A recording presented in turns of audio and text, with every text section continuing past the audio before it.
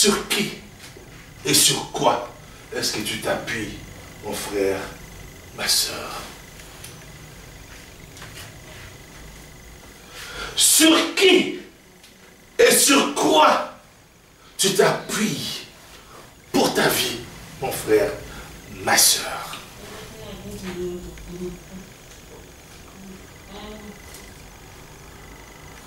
Alléluia. Tu peux t'appuyer sur tes amis. C'est très bien d'avoir des amis. Tous nous avons des amis. Mais même les mêmes amis, mon frère, ma soeur, peuvent devenir une menace pour toi. Peuvent devenir un danger pour toi. Tu peux leur faire confiance, c'est pas mauvais. Mais fais d'abord confiance en ton Dieu. Tu peux t'appuyer sur tes parents, tu peux t'appuyer sur ton épouse, tu peux t'appuyer sur ton mari. Tout cela, c'est très bien. Même sur tes enfants, tout cela, c'est très bien, mon frère, ma soeur. Mais tu ne connais pas ce dont ils sont capables quand tu auras des moments difficiles. Quand tu leur auras déçu. Tu ne sais pas ce dont ils peuvent être capables quand ils seront frustrés. N'as-tu jamais entendu parler des parents qui ont chassé leurs enfants de la maison? Nous le voyons, mes bien-aimés, dans les rues de nos villes. Nous voyons les enfants qui ont été chassés parce qu'ils sont sorciers. Mais cette personne qui a pu diagnostiquer la sorcellerie de ces enfants-là, comment a-t-elle fait pour savoir, pour comprendre que tel enfant, que telle personne est sorcière? Comment? Parce que moi, dans la Bible, mes bien-aimés, nulle part j'ai vu un homme de Dieu qui est en train de diagnostiquer la sorcellerie, qui est en train de nous... Je ne sais pas comment il fait, comment il a vu, comment il est rentré dans ce monde-là pour savoir qu'un tel est sorcier si lui-même n'est pas sorcier. Et même si la personne était sorcière, et c'est pour autant qu'il faut la rejeter.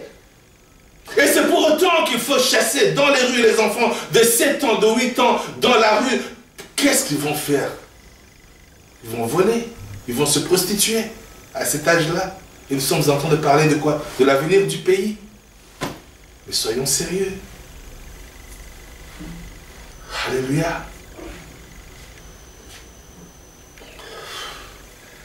Et Dieu a dit à Moïse, mets ta main sur ta poitrine. Il a mis sa main sur la poitrine. Il lui a dit, tends ta main. Il a tendu sa main. Et c'était de la lèpre. Tu peux penser que tu as un cœur très bon. Tu peux penser que tu es intègre. Tu peux penser que tu es bon. Mais quand on gratte dans ton cœur, mon frère, ma soeur, c'est de la blancheur. Mais c'est la blancheur de la lèpre.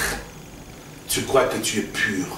Tu peux penser que tu... Sans Jésus-Christ, mon frère, ma soeur, tu ne peux pas être pur. Sans Jésus-Christ, tu ne peux pas être juste. Sans Jésus-Christ, mon frère, parce qu'il n'y a que le sang de Jésus-Christ qui nous purifie et qui nous justifie. Ce n'est pas en te tapant la poitrine, en disant comment tu es bon, comment tu fais des dons aux pauvres, comment comme aujourd'hui, on voit beaucoup de gens qui font de bonnes actions, ils construisent des orphelinats, ils aident les gens à manger du riz, ils leur donnent aux petits enfants de la boisson, tout ça c'est très bien. Mais est-ce que tu le fais pour toi-même? Pour ton honneur à toi, pour qu'on sache devant les caméras que tu as fait quelque chose de très bien, ou est-ce que tu le fais parce que l'amour de Dieu habite en toi? Et même quand tu peux penser au fond de toi-même que tu es bon, est-ce que tu te connais toi-même? Est-ce que tu te connais?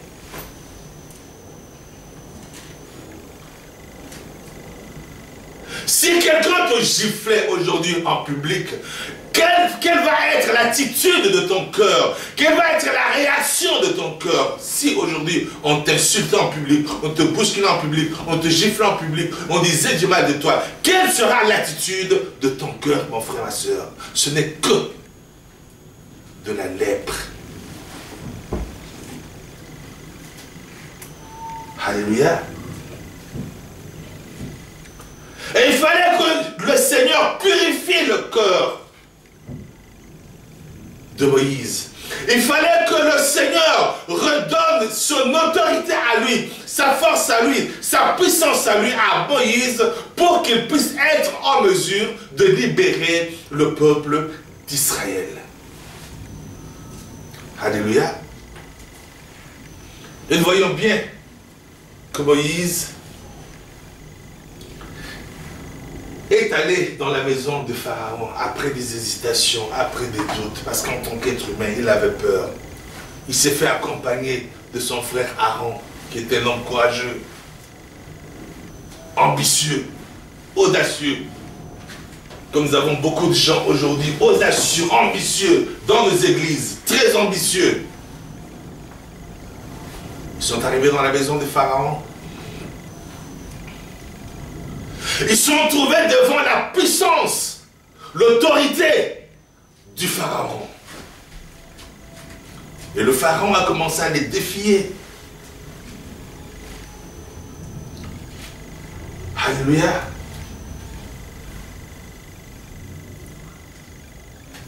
Et pour démontrer la puissance de Dieu, Moïse a demandé à Aaron de jeter son bâton par terre. Ce n'est pas le bâton de Moïse qui a été jeté par terre, mais c'est le bâton d'Aaron qui a été jeté par terre.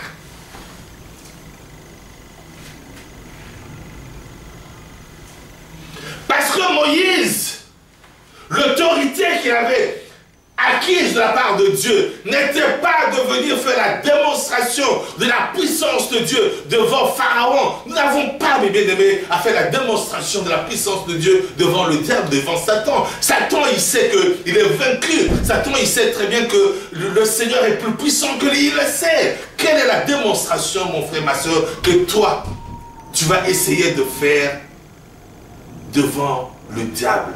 Puisqu'il sait qu'il est faible par rapport à Dieu. Il le sait.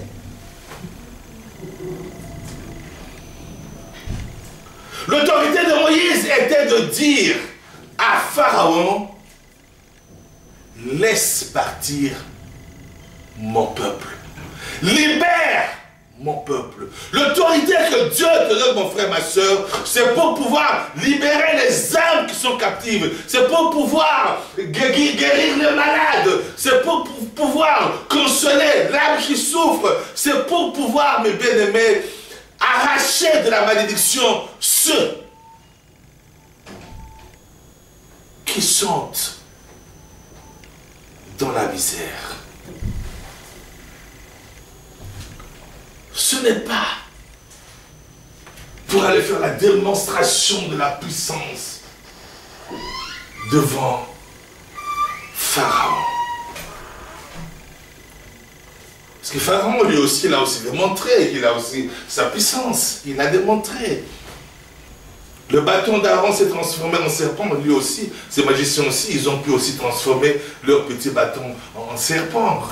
Ce ne sont pas des miracles, mes bien-aimés, qui doivent impressionner le chrétien. Ce ne sont pas des miracles qui impressionnent les païens. Ne vous faites pas d'illusions, mes bien-aimés. Ils ont déjà vu toutes ces choses-là. Ils le voient. À la télé, on nous montre des gens qui survolent dans les airs. On le montre. C'est pas ça qui les impressionne.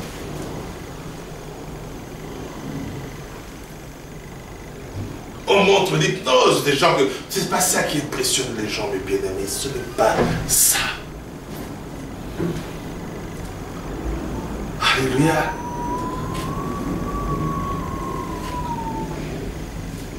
Il ne faut pas que ce soit un jeu. Tu lances ton bâton, ça se transforme en serpent. Et puis l'autre aussi commence à lancer un petit bâton, ça se transforme en petit serpent. Et puis tu vois le serpent d'Aaron qui avale les autres. C'est bien tout ça. C'est spectaculaire. C'est beau à voir. Oui.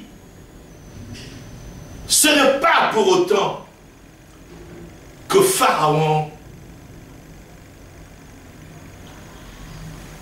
a changé son cœur. Ce n'est pas pour autant que Pharaon a écouté ce que Dieu voulait. Ce n'est pas ça.